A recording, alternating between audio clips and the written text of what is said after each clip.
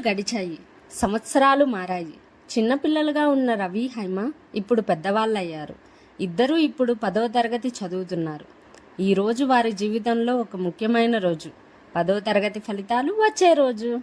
ఈ సంవత్సరం మన పాఠశాలలో మొదటి ర్యాంక్ సాధించింది నువ్వే హైమా. హృదయపూర్వక అభినందనలు.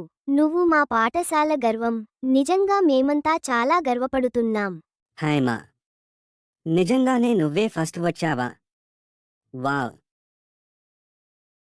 అవును అన్నయ్య, నేనే ఫస్ట్ వచ్చాను. నిజంగా చెప్పాలంటే నేను కూడా ఇంకా నమ్మలేకపోతున్నాను. చాలా సంతోషంగా ఉంది. అమ్మా, నాకు స్కూల్లో ఫస్ట్ ర్యాంక్ వచ్చింది. నేను ఫస్ట్ వచ్చాను అమ్మా. అవునా అమ్మా, నిజంగానే నీకు ఫస్ట్ ర్యాంక్ వచ్చిందా? నాకు చాలా సంతోషంగా ఉంది. అవును అమ్మా, నాకు ఫస్ట్ ర్యాంక్ వచ్చింది. టీచర్ కూడా నన్ను చాలా మెచ్చుకున్నారు. నాన్న, నాకు 10వ తరగతిలో మొదటి స్థానం వచ్చింది. నాకు ఇంకా బాగా పెద్ద చదువులు చదువుకుని మంచి ఉద్యోగం చేయాలని ఉంది నాన్న.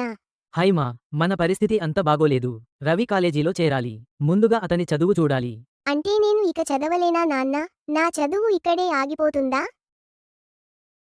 హైమా, అమ్మాయిలకి అంత చదువు అవసరం లేదు.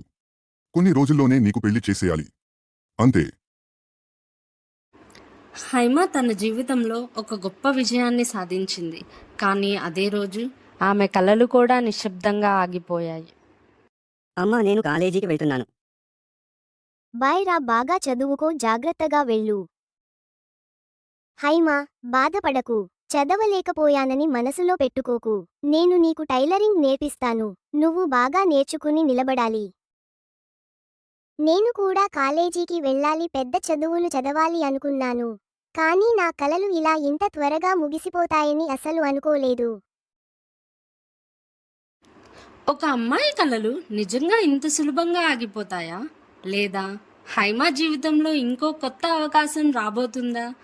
హైమా తన కలలను తిరిగి సాధించగలదా?